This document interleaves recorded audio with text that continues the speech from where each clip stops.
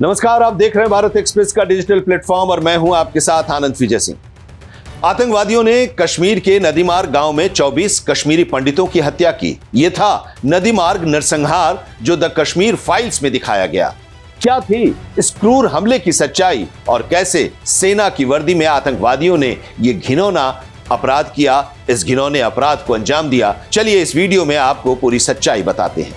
23 मार्च 2003 ये वो तारीख है जब आतंकियों ने 24 कश्मीरी पंडितों की गोली मारकर हत्या कर दी थी। इसे नदी मार्ग नरसंहार के तौर पर जाना जाता है।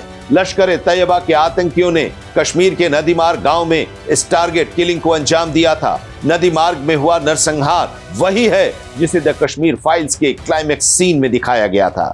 इस नरसंहार को भारतीय सेना को बदनाम करने की साजिश के तौर पर भी देखा जाता है, क्योंकि आतंकी सेना की वर्दी पहने हुए थे। नदी मार्ग नरसंहार का मुकदमा 8 साल तक निचली अदालत में चलता रहा, लेकिन गवाहों के नहीं आने पर इस केस को बंद कर दिया गया था।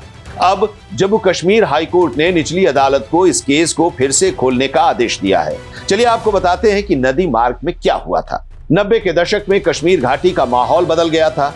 आतंकी चुन चुनकर कश्मीरी पंडितों को मार रहे थे।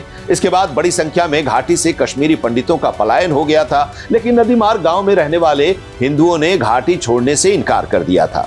नदी मार्ग से कश्मीरी पंडितों को भगाने के लिए 23 मार्च 2003 की रात को आतंकियों ने इस नरसंहार को अंजाम दिया था। उस रात लश्कर ए तैयबा के आतंकियों ने पुलवामा के नदी मार्ग गांव में 24 कश्मीरी पंडितों को लाइन से खड़ा कर गोली मार दी थी। बताया जाता है कि उस रात 10:30 बजे के आसपास सेना की वर्दी में 7 आतंकी आए और उन्होंने हिंदुओं के नाम पुकारना शुरू कर दिया। लोगों को लगा कि किसी आतंकी हमले की आशंका के चलते उन्हें वहां से निकालने की कोशिश हो रही है, लेकिन थोड़ी देर बाद ही कश्मीरी पंडितों को उनके घर से खींचकर निकाला जाने लगा। सभी को लाइन में खड़ा किया गया, सिर में गोली मारकर उनकी हत्या कर दी गई। इस नरसंहार में मोहनलाल भट्ट इकलौते जिंदा बचे थे। इस नरसंहार में आतंकियों ने मोहनलाल भट्ट के पूरे परिवार की हत्या कर दी थी। उस रात भट्ट तीसरी मंजिल से गिर गए थे और टीन के नीचे छिप गए। इससे उनकी जान बच गई थी। इस नरसंहार में आतंकियों ने 2 साल के बच्चे को भी नहीं बख्शा था, और इतना ही नहीं, एक बच्चा रो रहा था तो उसे चुप कराने के लिए गोली मार दी थी। भट्ट ने बताया था कि जब गोलियां बरस रही थी तभी एक बच्चा रोया। आतंकियों ने कहा कि अभी जिंदा है और फायरिंग करो, और उस 2 साल के मासूम के सीने में गोली मार दी गई। उस रात आतंकियों ने मोहनलाल भट्ट के पिता राधाकृष्ण भट्ट, मां गीता भट्ट, बहन प्रीतिमा और चाचा लोकनाथ भट्ट को मार डाला था। इस नरसंहार के बाद हत्या और आर्म्स एक्ट समेत कई धाराओं में केस दर्ज किया गया था। मामले में 7 आतंकियों को आरोपी बनाया गया था।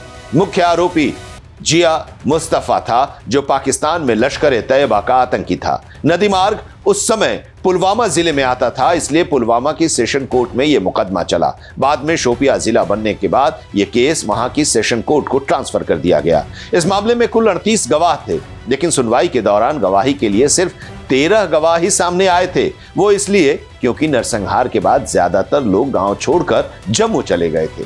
इसके बाद अभियोजन पक्ष ने अदालत में अपील की थी कि एक कमीशन का गठन किया जाए और बाकी गवाहों के बयान दर्ज किए जाए। हालांकि अदालत ने इस अपील को खारिज कर दिया और 9 फरवरी 2011 को इस केस को बंद कर दिया।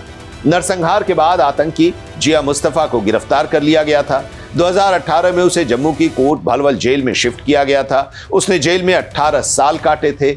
आतंकियों के ठिकाने की पहचान के लिए 24 अक्टूबर 2021 को मुस्तफा को 10 दिन की रिमांड पर जेल से बाहर लाया गया था, लेकिन तभी आतंकियों ने फायरिंग कर दी। इसके बाद एनकाउंटर में मुस्तफा मारा गया था। मुस्तफा से पहले नरसंहार के आरोपी 3 आतंकी 18 अप्रैल 2003 को एनकाउंटर में मारे गए थे।